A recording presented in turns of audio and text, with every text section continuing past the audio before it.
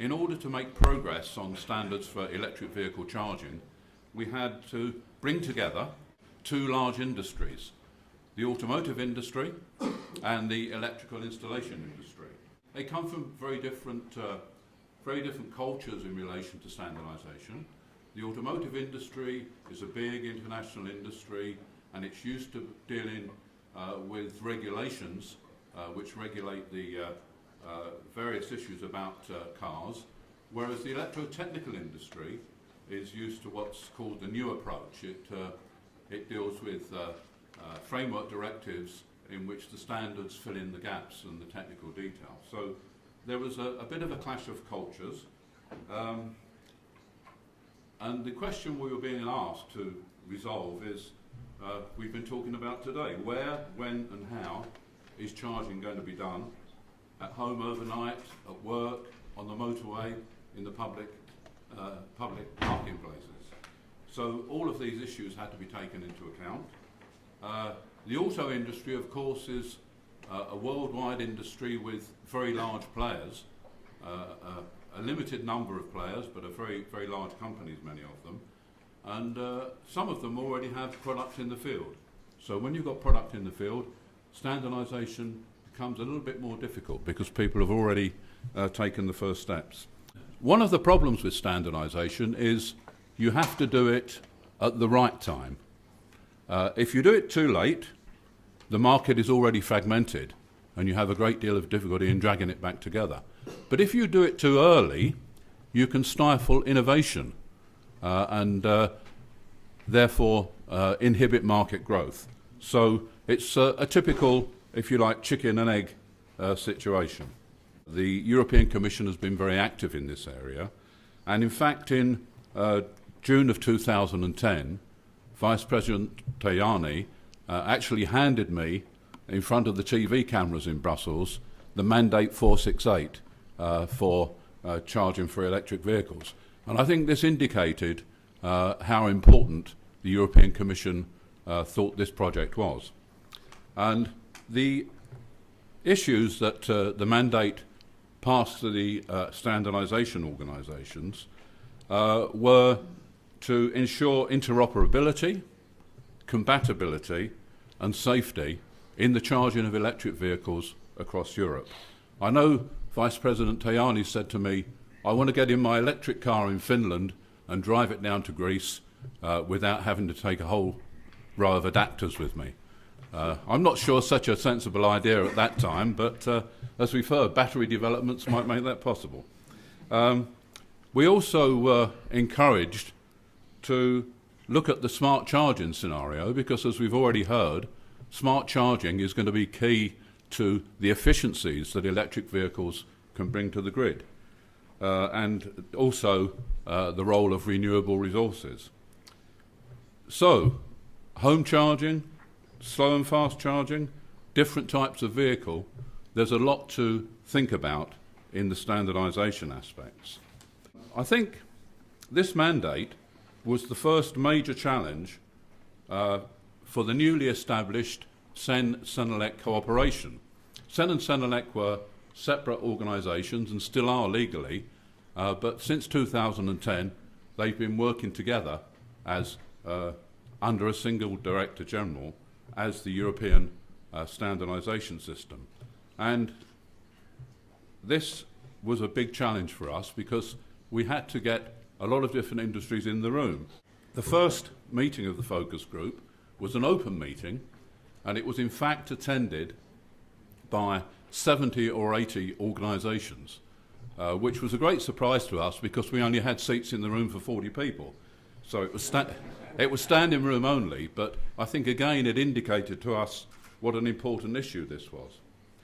After an intensive year of meetings, the focus group met many, many times during that year, and by June 2011 it had produced a series of recommendations. I think there were 69, and all of these recommendations were to do with one or other aspect of charging electric vehicles.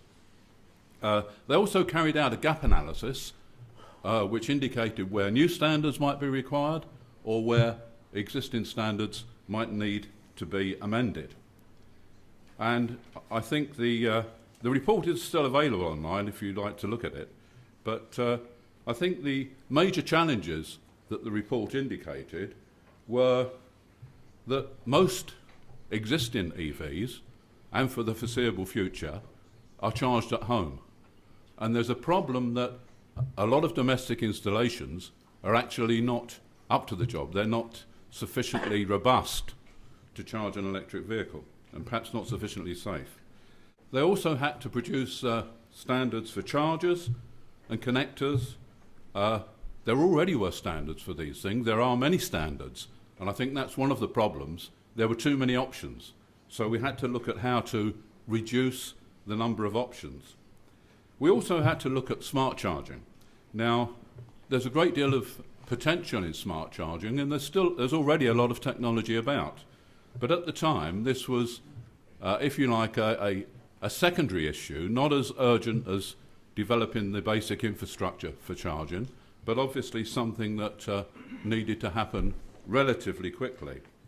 And of course, there were new standards for electromagnetic compatibility were required, because a lot of electronics around in vehicles and in the charging phase can cause havoc with other equipment attached to the installation. So there was a lot of that required as well. So we established the e-mobility coordination group, which I was invited to chair, and we've been working within that group for the last 18 months or so. The coordination group itself meets twice a year. It's a large group, 40 or 50 people attend, and all stakeholders are invited to that group. I think one of the things that impresses us about it is the degree of cooperation that we've managed to get between the auto industry and the electrical installation industry. And I think it's quite unique in Europe. We got them sitting in the same room in Europe well before they did in the USA. When we told our American counterparts of it, they said, oh, we haven't managed to get them in the same room yet. And, you know, getting people in the room is how you develop standards. And people say, well, standards are too slow, it takes years to produce a standard. I heard somebody say even earlier this morning it's going to take 3 or 4 years. Well, it doesn't have to.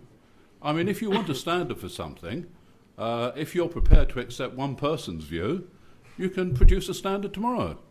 But if you've got big industries involved with conflicting commercial interests, it takes a little bit longer.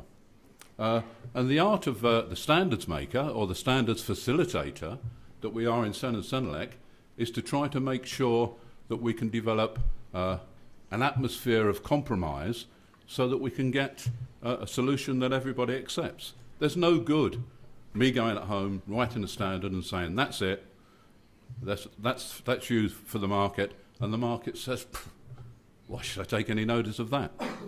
Not interested. So the standards have got to support the market attitudes. So all the stakeholders in the market have to be involved. The coordination group has set itself one specific challenge. It's determination to reply and fulfill the requirements of the mandate as quickly as possible and as in a good a time as possible, bearing in mind what I said about standardization can sometimes be too early. So you have to be a bit careful that you don't push out a standard too soon. But in this area where there's a lot of rapid developments, as we've heard, we're encouraging action, and the European Commission, as you know, is continually encouraging us to take some action and to do something and reduce the options for things like connectors. So the work programme for 2013 onwards, well, first of all, the first set of standards under the mandate was sent to the Commission in June 2012, and these included standards for connectors and things of that kind, plugs and sockets, but these were based on international standards, which again was part of the small print in the mandate, saying wherever possible we should look for an international solution rather than just a European solution. Being international standards for the connectors and things of that kind, there is in fact well, there are more options left open than the Commission and others would like to see left open. In other words, there were no specific choices made. You must use that connector, you must use that plug and socket.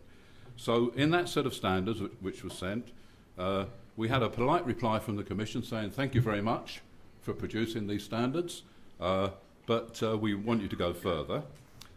In December of 2012, we sent a work programme which was comprehensive about the standards that were going to be either newly established or mainly reworked, updated, relating to the cars, the chargers, and also to the charging systems. So during this time, we established a joint working group on smart charging with the CEN-CENELEC group which deals with smart grids. The report of that group is currently out for comment, I think until the 6th of June.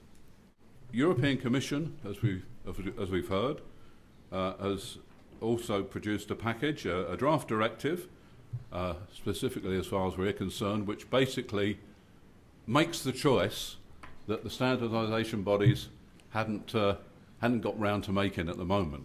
And the reason they hadn't got round to making it is not because they didn't want to make it, not because they're too slow to make it, but because there are different commercial interests in the room that support different systems. And not just the connector manufacturers or the plug and socket manufacturers who have different products on the market that they would like to see used, but also the auto industry who have got cars which are using different connection systems. So there's some commercial tension, shall I say, about how the choice should be made. But we have our working group, which is called Subcommittee 23BX, always complicated to try and confuse the outsider. But this working group is the one which is currently looking at the prospect of trying to get, I won't say a unique solution, but a compatible solution to the issue of charging electric vehicles in Mode 3. And the Type 2 plug is the one that the Commission has indicated in its package that it would like to see. Is Mode 3 going to be the only one, the only mode in public charging? I think that having a compatible solution doesn't necessarily mean always having the same plug and socket interface. The other thing we need to really worry about is vocabulary. You know, we've got a plug and socket. That's not a connector. The connector's at the other end of the wire, which it goes into the vehicle inlet. That's the connector. So we have to stop talking about having a common connector. It's a common plug and socket. There are things called, a concept called dangerous compatibility. And that means the ability to insert a plug into a socket outlet for which it wasn't made. And you then can't be sure that you've got a safe connection. And this argument's been going on for years. So I think the work that's going on in the CENELEC group at the moment is to try to come up with a solution which can also avoid the dangerous compatibility issues. We believe that success in standardisation means all of the interested parties, all the commercial interests getting together and deciding what needs to be done. And I've been very encouraged by the debate in the sessions here of how much in Spain, how much energy is going into this debate, and how many people, the number of people involved, I think, means that in Spain you will have success in developing this market.